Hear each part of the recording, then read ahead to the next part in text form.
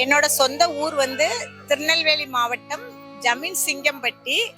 சிங்கம்பட்டி ஜமீன் டிஎன்எஸ் முருகதாஸ் தீர்த்தபதி மகாராஜா பட்டம் கட்டின ஜமீன்கள்ல கடைசியாக வாழ்ந்த மன்னர் எங்க சிங்கம்பட்டி ஜமீன் முருகதாஸ் தீர்த்தபதி ராஜா அவர்கள் வம்சத்துல வந்தவங்க தான் நாங்கெல்லாம் அந்த ராஜாவோட பிளட் ரிலேஷன். விஜயகாந்த் சார் படத்தை நான் நிறைய விரும்பி பார்த்துருக்கிறேன்.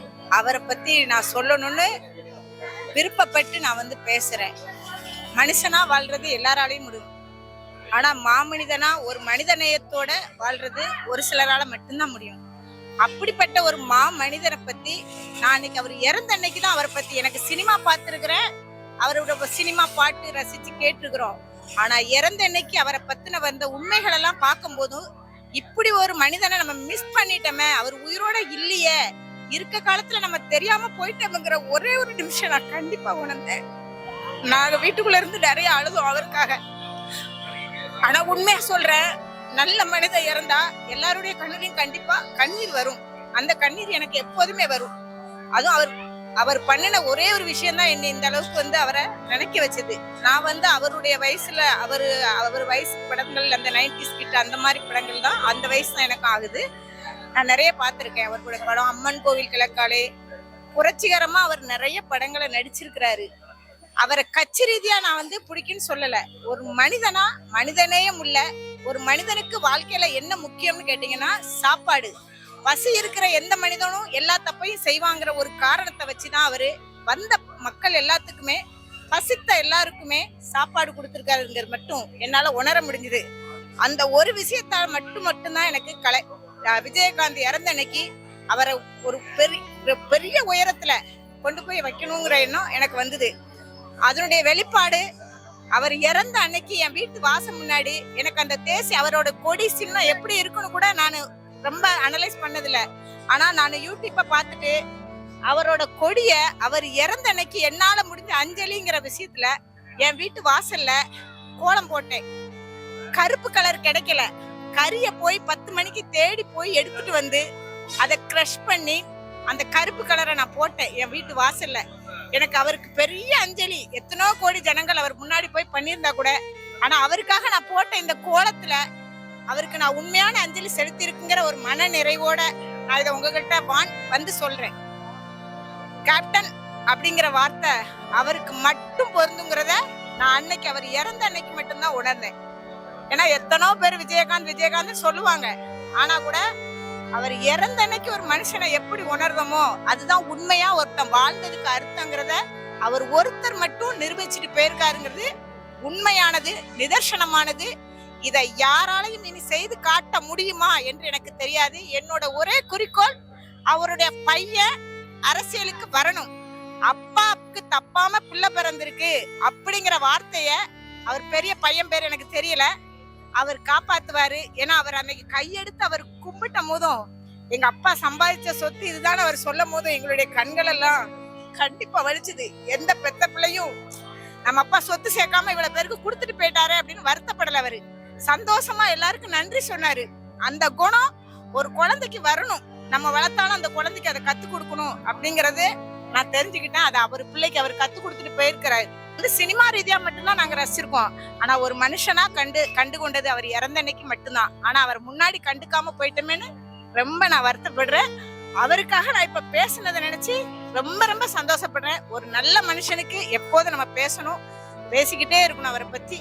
அவர் புகழ் மட்டும் இல்ல, அவருடைய குடும்பமும் அவங்க பசங்களும் ரொம்ப நீடூழி நல்ல ஒரு வாழ்க்கை கிடைச்சி அந்த பசங்க நல்ல வாழணுங்கிறது என்னோட மனப்பூர்வமான ஆசை. இதுல எந்த இதுவும் கிடையாது. என் மனசுல இருந்து அவருக்கு வாழ்த்த சொல்றேன். அவருடைய பிளெஸிங்ஸ் எல்லா ஜனங்களுக்கும் கண்டிப்பா கிடைக்கும், எல்லாருக்கும் கிடைக்கணும்னு நான் இறைவனை வேண்டுறேன். அவருடைய ஆத்மா கண்டிப்பா அவருக்கு மறுபிறவி இருக்காது. ஏன்னா அவர் ஒரு புண்ணிய ஆத்மாவாகத்தான் இருக்க முடியும். மறுபிறவி அறுத்து போகிறதுங்கிறது எல்லாருக்கும் வாய்க்காது. கண்டிப்பா அது விஜயகாந்துக்கு இருக்குங்கிற நம்பிக்கை எனக்கு இருக்குது.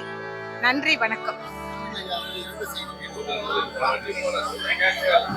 கேப்டனுக்கு உடம்பு சரியில்லை அப்படிங்கறது நியூஸ்ல நாங்க பாத்துட்டே இருந்தோம். அவருக்கு கொரோனா வந்துச்சு அப்படின்னு சொல்லவும் ஐயோ அவர் ரொம்ப கஷ்டப்பட்டு இருக்கிறாரு. ஒரு மனுஷன் வியாதியிலே ரொம்ப வருஷம் இருக்கிறது அப்படிங்கிறது ரொம்ப கஷ்டமா இருக்கும். அவர் கஷ்டப்படக்கூடாது, நோயில இருந்து மீண்டு வரணும்னு முடிஞ்ச அளவு வேண்டுவோம். ஆனா அவர் இறந்த பிறகு கூட ரொம்ப கஷ்டப்பட்டுட்டாரு. அவர் இருக்க முடியாம இருக்கிறாரு. அவர் போய் சேர்ந்தது கூட நம்ம சந்தோஷப்படக்கூடாது. ஆனா அவர் கஷ்டப்படுறாரு நோயில அப்படின்னு எனக்கு கொஞ்சம் வருத்தமா தான் இருந்தது. நல்ல ஆத்மா, எந்த வித கஷ்டமும் படாம அவருடைய ஆத்மா சாந்தி அடைஞ்சிருக்கு அப்படின்னு நினைச்சோம். ஆனா இந்த விஜயகாந்த்ங்கிற ஒரு நல்ல மனுஷனை நம்ம தெரிஞ்சுக்காம போயிட்டோமே அப்படிங்கிற ஒரு வருத்தம் இருந்தது. அவர் இறந்த உடனே அவர் நியூஸ கேட்டதுக்கு அப்புறம் கூட எங்க வீட்டுக்காரர்கிட்ட அடிக்கடி சொல்றேன், சார் உயிரோட இல்லாம போயிட்டாரு அப்படின்னு இறந்ததுக்கு அப்புறம் தான் எங்களுக்கு தோணுச்சு.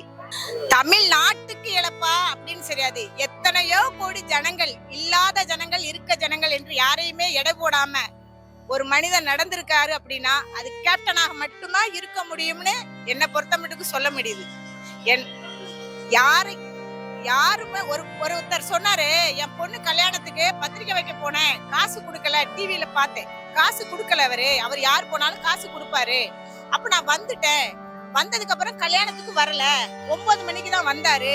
ஏன் இத சொல்றேன் அப்படின்னா, வந்துட்டு கேட்டரிங்க்குலாம் அவர் காசு கொடுக்கறதுக்கு போனாராம் அந்த பொண்ணோட அப்பா. அப்ப இல்லங்க, கேட்டரிங் காசெல்லாம் வந்துட்டு அப்படின்னு சொன்னாராம். 3 லட்சம் ரூபாய கேப்டன் கொடுத்துட்டு போயிட்டாரு.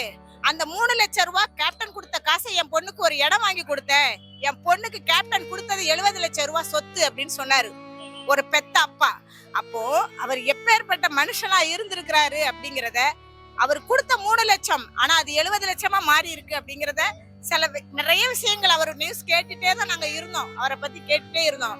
அப்ப சின்ன சின்ன விஷயம், நீ செய்யற ஒரு கடுகளவு உதவி கூட மத்தவங்களுக்கு பெருசா போய் முடியுங்கிறத ஒரு எடுத்துக்காட்டா இதை நான் எடுத்துக்கிட்டு உங்களுக்கு எல்லாத்துக்கும் சொல்றேன். அதனால இப்பத இருந்த எல்லா ஜனங்களையுமே நான் சொல்றேன், பசித்துன்னு வந்தா யாருக்குனாலும் உணவு கொடுங்க. ஏன்னா எனக்கு விருந்தோம்பல் ரொம்ப பிடிக்கும். அதனால நான் இந்த சாப்பாடுங்கிற விஷயத்துல ரொம்ப அவர் பண்ணதுல ரொம்ப மனசு உருகிதான் இப்ப அவரை பத்தி நான் பேசிக்கிட்டு இருக்கிறேன். கண்டிப்பாக அவருடைய எல்லா ஜனங்களும் அவருக்கு ஃபுல் சப்போர்ட் பண்ணுவாரு. அதுல எனக்கு எந்த மாற்றமும் இல்ல. நான் கூட கலைஞர் விசுவாசியா இருந்தா கூட நான் கண்டிப்பா அவர் பையனுக்கு தான் ஆதரவு கொடுப்பேன். இப்பவும் நான் ஓப்பனா சொல்றேன். ஏன்னா நான்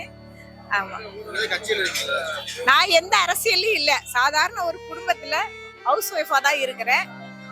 ஆனா எனக்கு நிறைய அனுபவங்கள் இருக்க போய் எல்லாத்தையும் நான் ஷேர் பண்ணிக்கிறேன். ஒவ்வொருத்தர் மனசுல இருந்தும் உண்மையாக நம்ம நாட்டுக்கு யார் தொண்டு செஞ்சிருக்கிறாங்க அப்படின்னு இனி எந்த கட்சியில இருந்தாலும் சரி, நான் இப்ப சொல்ற மாதிரி இந்த விசுவாசி அப்படின்னு சொல்லிட்டு நான் கண்டிப்பா கேப்டன் பையன் இருந்தா நான் அவருக்கு ஓட்டு போடுவேன்னு சொல்ற மாதிரி ஒவ்வொரு மக்களும் மாறணும். மாறி பண்ணுங்க, உங்களுடைய மாற்றத்தை கொண்டுட்டு அவரை விஜயகாந்த் ஸ்தானத்துல வச்சு அவர் பையனுக்கு நீங்க சப்போர்ட் கொடுங்க. கண்டிப்பாக நல்ல ஒரு முன்னேற்றத்தை தமிழ்நாடு கண்டிப்பா காணும். அதில் எந்த மாற்றமும் கிடையாது. ஏனென்றால் அப்பா பிள்ளைக்குள்ள குணம் கண்டிப்பாக பையனுக்கு இருக்கும்.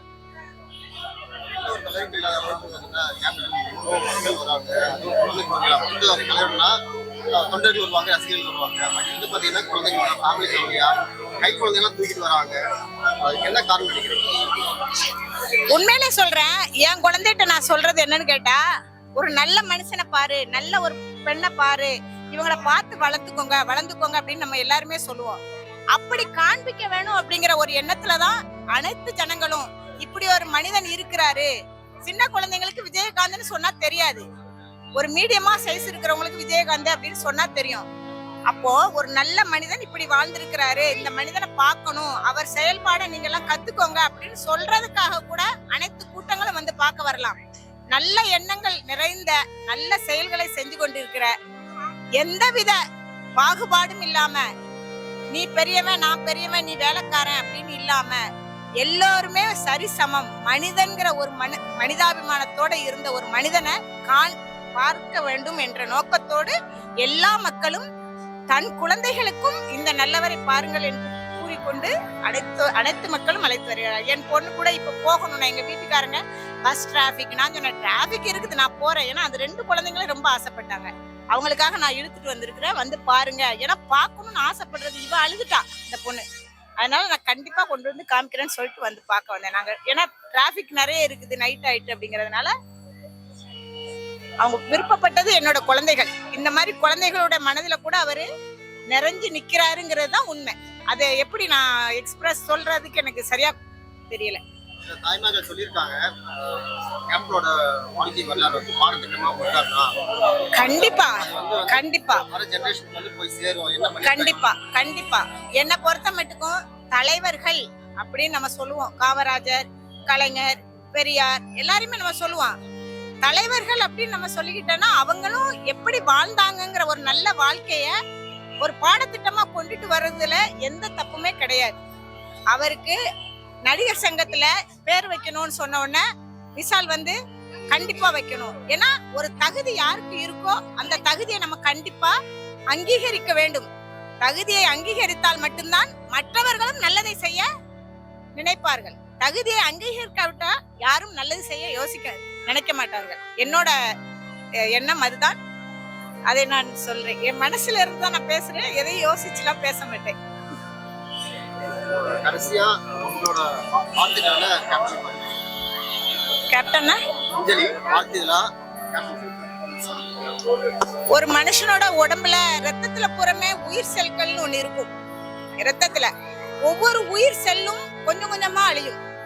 அப்படி அழியிற வரைக்கும் கண்டிப்பா நான் வந்து சாப்பாடு கொடுத்த அந்த மனுஷனை கண்டிப்பா நான் வந்து நினைப்பேன். அவர் வந்து எங்க அப்பா ஸ்தானத்துல, எங்க அப்பா இறந்துட்டாங்க, அதே இன்னொரு அப்பா இல்ல அப்படிங்கிற மாதிரி நான் அவர் உண்மையிலே அவருக்காக நான் நிறைய அழுதேன் வீட்டுல உட்கார்ந்து. அந்த ரத்த செல்கள் வந்து மனுஷன் உடம்புல ஓடுற வரைக்கும் ஒரு அன்னம் கொடுத்த சாப்பாடு கொடுத்த அந்த மனுஷனை நான் கண்டிப்பா ஆயுசுக்குள்ள நான் நினைச்சுக்கிட்டு இருப்பேன். அவருக்காக நான் முடிஞ்ச அளவு போராடுவேன். அவருக்காக நான் இல்ல, என்ன மாதிரி நிறைய பேர்கிட்ட நான் சொல்லுவேன். அவரோட நல்ல செயல்களை எல்லாத்துக்கும் எடுத்துரைக்க நான் கடமைப்பட்டிருக்கேன். முடிந்த அளவு நல்லவர்களை என்றுமே நாம் ஆதரிக்க வேண்டும் என்று கேப்டனுக்கு என்னோட பணிவார்ந்த அஞ்சலியை செலுத்தி